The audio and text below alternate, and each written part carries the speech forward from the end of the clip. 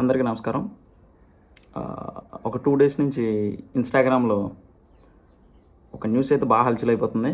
అదే రాహుల్ గాంధీ గారు బయటపెట్టినటువంటి ఎవిడెన్స్తో పాటు బయటపెట్టినటువంటి ఓట్ చోరీ అనేది. సో ఆయన చెప్పాలనుకుంది ఏంటంటే, ఒక కాన్స్టిట్యున్సీలో ఓట్ అనేది రిగ్గింగ్ అయింది, ఈవీఎంతో స్కామ్ జరిగింది, ఆయన సాక్ష్యాధారాలతో అయితే బయటపెట్టారు. అయితే ఇలాంటిది ఒక మూవ్ తీసుకునేటప్పుడు ఆయన 100 సార్లు ఆలోచించే ఒక మూవ్ తీసుకోవాలి. ఎందుకంటే ఎలక్షన్ కమిషన్ నిందించడం, దాని మీద ఎలిగేషన్స్ చేయడం అనేది అదొక సింపుల్ విషయం కాదు. ఎందుకంటే ఈసీ ఎలక్షన్ కమిషన్ ఏం చేసినా కూడా విత్ ప్రోటోకాల్తో అండ్ ఒక సిస్టమేటిక్గా వెళ్తుంది. ఎందుకంటే దానికి గవర్నమెంట్తో సంబంధం ఉండదు అండ్ అదొక ప్రైవేట్, అంటే దాని ద్వారానే గవర్నమెంట్ అనేది ఫామ్ అవుద్ది విత్ డెమోక్రసీలో. అయితే అలాంటి ఈసీ మీదకి మనం ఎలిగేషన్ వేయాలంటే మన దగ్గర ఉన్న ప్రూఫ్ అనేది చాలా స్ట్రాంగ్ అయితే తప్ప దాని మీదకి వెళ్ళలేం. అయితే ఏం చెప్పాలనుకుంది ఏంటంటే, అప్రాక్సిమేట్లీ 1,00,000 అండ్ ప్లస్ ఓట్స్ అయితే రిగ్ చేయబడ్డాయి.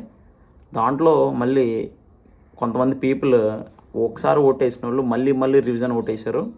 అండ్ ఒకే అడ్రస్ ప్రూఫ్తో చాలామంది కొన్ని థౌజండ్స్లో 40,000 30,000 అలా ఓట్స్ కూడా పోలైనవి. అండ్ అసలు ఇది ఎలా జరిగింది? ఈసీకి తెలియకుండా జరిగిందా, ఈసీకి తెలిసే చేస్తుందా, లేకపోతే ప్రజెంట్ ఉన్న సిట్టింగ్ గవర్నమెంట్తో ఈసీకి ఏమన్నా ఎలాంటి లింక్స్ ఉన్నాయి అనే దాని మీద ఆయన మాట్లాడడం జరిగింది. సో నార్మల్గా మనం కూడా ఎక్కడికైనా డేటా ఆధార్ సెంటర్కి వెళ్ళినప్పుడు, లేదంటే ఒక కొత్తగా ఓటు పెట్టుకున్నప్పుడు అండ్ ఫస్ట్ టైం ఓట్ వేయడానికి వెళ్ళినప్పుడు ఒక చిన్న నెంబర్ తేడా వచ్చినా, ఒక చిన్న అడ్రస్ ప్రూఫ్ తేడా వచ్చినా మనం ఓటేనేవారు. సో వాళ్ళంతా కరెక్ట్గా ఉండేవాళ్ళు. ఇలాంటి ఒక పెద్ద లాంగ్ చైన్ ఆఫ్ ఇలాంటిది ఒక ఫ్రాడ్ లాంటిది జరుగుతుంటే సో ఈసీ ఎందుకు మాట్లాడట్లేదు? సో ఇప్పుడు ఈరోజు రాహుల్ గాంధీ గారు దాన్ని ఎదిరిస్తూ దానికి ఒక ఎలిగేషన్ పెట్టి ఈసీని మాట్లాడుతున్నాడు, ఆయన క్వశ్చన్ చేస్తున్నాడు. సమాధానం చెప్పాల్సిన బాధ్యత ఇప్పుడు ఎలక్షన్ కమిషన్కి ఉంది.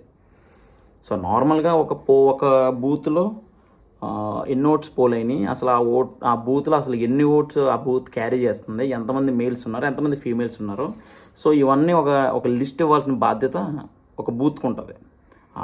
ఈ ఎలక్షన్ కమిషన్ అనేది ఆ లిస్ట్ అనేది రిలీజ్ చేయాలి. బట్ ఎందుకు ఈయన ఇంత ఎలిగేషన్ పెట్టాక కూడా ఎలక్షన్ కమిషన్ అనేది సైలెంట్గా ఉన్నదని అనేది ఇది చాలా బిగ్ క్వశ్చన్ అనమాట. సో రాహుల్ గాంధీ గారు కూడా ఇలాంటిది ఒక ఎవిడెన్స్ పూర్వకంగా ఇంత ప్రూఫ్స్ బయట పెట్టాడంటే ప్రతి ఒక్కరు ఆలోచించాలి. ఎందుకంటే ఎలక్షన్ అనేది నాట్ ఏ సింపుల్ థింగ్. 5 సంవత్సరాల్లో మళ్ళీ జరుగుద్ది, అప్పటిదాకా దాన్ని గొడవ తీయలేము, దాన్ని ముట్టుకోకూడదనే సెన్సిటివ్ టాపిక్ అయితే అసలు కాదు. ఎందుకంటే ఒక డెమోక్రటిక్ నేషన్లో ఇలాంటి ఒక పద్ధతి కాన్స్టిట్యూషన్ ఏదైతే మనకు కల్పించిందో దాన్ని ఎలక్షన్ కమిషన్ అనేది చాలా సజావుగా జరిగే బాధ్యత ఈ ఎలక్షన్ కమిషన్ది. మరి ఇలాంటి ఎలక్షన్ కమిషన్ ఇలాంటి డెమోక్రటిక్ కంట్రీలో ఒక పార్టీకి సపోర్ట్ చేస్తూ ఇలా చేసిందంటే చాలా రాంగ్ థింగ్. సో దీన్ని నిందిస్తూ ఆయన మొదలెటువంటిది ఓట్ చోరీ అనే దాన్ని నేను సపోర్ట్ చేస్తున్నాను. Thank you.